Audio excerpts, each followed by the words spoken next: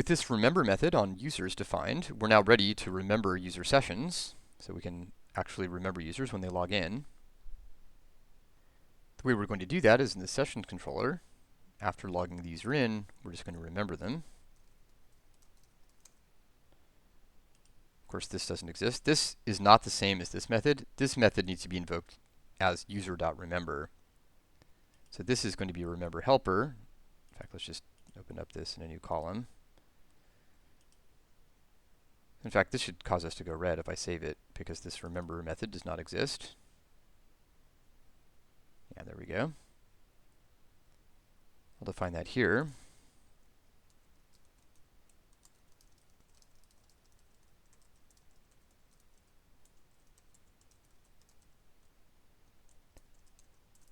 So we'll remember a user, and that will involve calling this user.remember method here.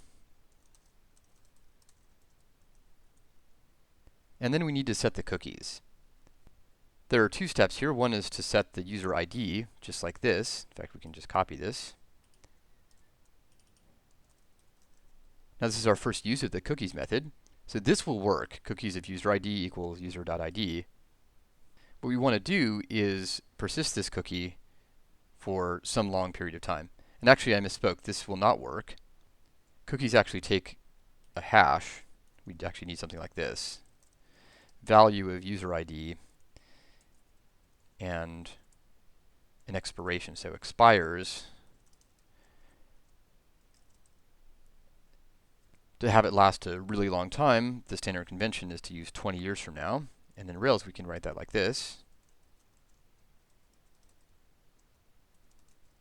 And we want it to be, this is in UTC, it doesn't really matter, but that's the standard convention. This is essentially equivalent to Greenwich Mean Time. It's not exactly the same, it's pretty close. Let's take a look at what that is here. Remember we saw in lesson 4 that we could actually add methods to built-in Ruby classes. So this is an example of that.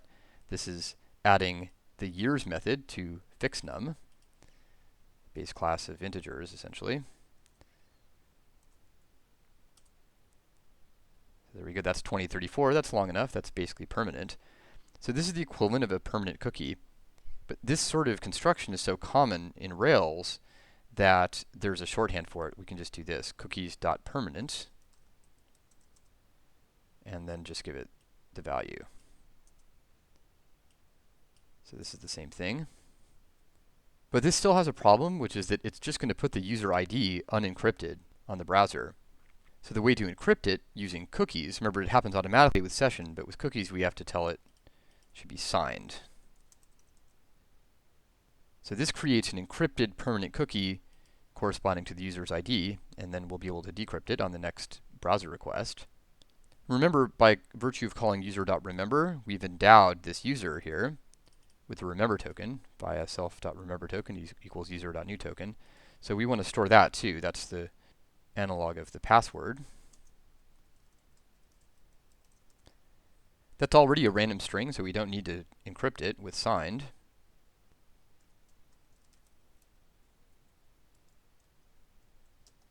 So this is equal to user.rememberToken. So if I save this, our test should be passing again. We're not actually testing this yet. We will test this. This is pretty tricky, though, to test this.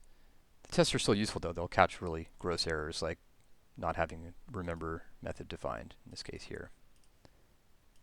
Good, so we're green again.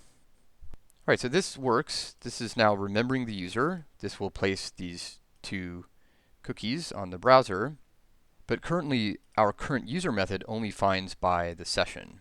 So what we want to do is modify current user here to pull out the permanent cookie if the user isn't logged in. So what happens here is that if the user closes the browser, this session goes away and current user will be nil. So if the session exists, we want to do this. We want if this is not nil, so we can just say if session of user ID, then do this. Else, this is when the user has closed the browser. So this is actually else if else if this cookies of signed, this signed cookie is present. So remember, this if this is nil, then it's also false. So we can do the same thing here. It turns out that we don't use permanent in this context. We just go like this. I'll copy it and then show you what we really do. So this is the way we pull out a signed cookie. Else if cookies.signed of user ID. And if this is not nil, well, so we only get to this branch if this is nil. So that means the user closed the browser. And if this is not nil in that case, then it means that there is a persistent session. So we should pull out that user. Find by ID, and then it's this. If this copying and pasting bothers you a little bit, it should. It should be ID colon. We'll eliminate that duplication in a moment. And so now let's take a look at the sessions controller. You can see the parallel structure here. So in fact, let's just scroll up here. So what we're doing here is the analog of this. User.findBy email, now we're going to do user.findBy ID. And as we did here, if user, just copy this to show you that it's almost the same. If user and user.authenticate. Now this only works with password digest. This is part of HasSecure password. So what we're going to do is write our own authenticated question mark method. If user and user.authenticated, authenticated with the remember token. So this is cookies of remember token. See from here, because it's not signed, we don't have to say cookies.signed. We can just say cookies of remember token. So if the user exists, that is to say not nil, and it's authenticated according to the remember token, then we'll log the user in and set the current user equal to this user.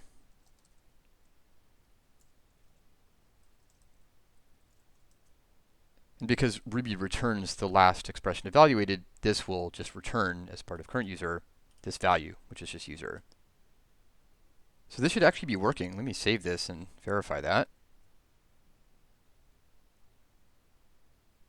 Oop, our tests are red. Let's see what the problem is here. Oh, we don't have an authenticated method yet.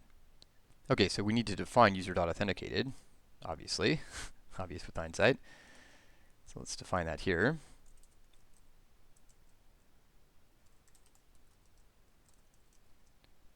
And it's going to authenticate based on the remember token.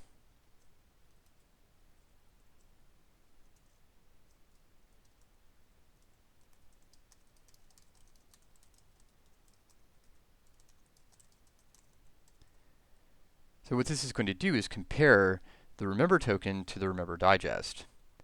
This is actually pretty tricky to do. The way to figure it out is to look at the HasSecure password source code. Remember we cribbed this stuff here from that source code. Let's take a look at that. So where does the comparison happen? The comparison happens here. Bcrypt password.new of password digest double equals unencrypted password. Now this is the comparison operator. If you think about what's going on here, this is really strange because unencrypted password might be something like foobar. And this is checking to see if bcrypt password.new of the digest is equal to that. But this implies that we're somehow unencrypting this. And you can see encrypted password and unencrypted password. That's wrong. Remember, that terminology is wrong. This is not encryption. This is one-way hashing. So this can't possibly be right. What really should be happening here is that it should be hashing this and comparing the hash of this to the password digest. And that's actually what this is doing. Because in fact, the bcrypt library overrides the meaning of double equals, which I think is really confusing. But this will work. We can try this. Do bcrypt. Just copy it in. Instead of password digest, it's remember digest. And instead of unencrypted password, it's remember token. Remember, we don't actually have a test for this yet, but the test suite will still catch syntax errors or in this case, missing methods. Let's run the whole test suite again just to make sure we're green. Nope. Oh, what this has caught is that logout isn't working. And that's true. We haven't yet forgotten a user when they log out. So let's defer that for now. In fact, I can even show you something kind of tricky here. This is user's login test.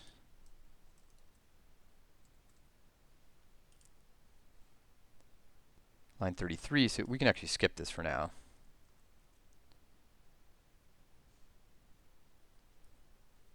This gets us to yellow. This is a reminder that we actually have something that we want to come back and fill in. But it's nice not to be in an error state. So let's fix this up though. So remember I was mentioning this is really confusing looking. This will work though. This is actually working. The logout doesn't work, but the remembering is working. But I think the syntax is so confusing that I'd rather use an alternate. It's still not great, but it's a lot better. So this is the same thing, it turns out, if you look in the bcrypt library as this bcrypt password.new. Remember digest dot is password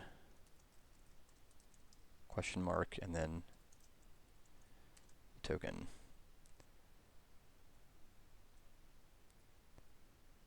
So let's check this out.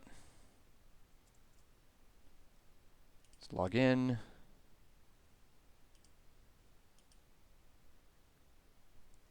And now let's just quit this whole thing. So quit Opera, restart it, and I should still be logged in. And I am, look at that. But of course log out doesn't work. If we click on log out, you can see I'm still logged in. So that's actually great that our test caught that. Of course we do need to fix that, but before moving on to that I want to show you how to eliminate this duplication I mentioned before. So here we've got session of user ID, session of user ID. What we can do is make a local variable called user ID. Could do something like this.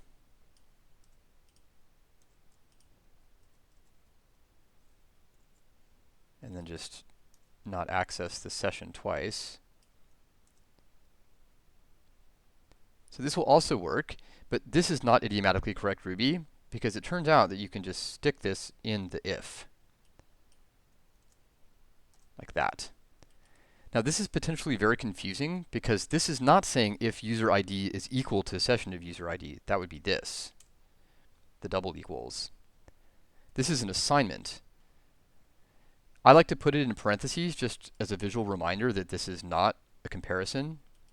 So obviously this is possibly very confusing, but this is really common. So it's important that you know what this actually does because you'll see this in other people's code all the time.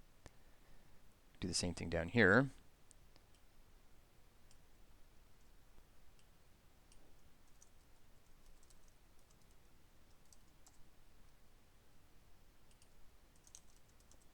There we go. That's the final version of the current user, although I should get rid of this here.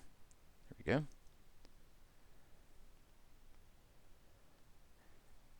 This is really complicated logic in here, and in fact, this is the sort of thing that once you have more experience with test-driven development, this is exactly the kind of thing that's probably a good idea to test drive.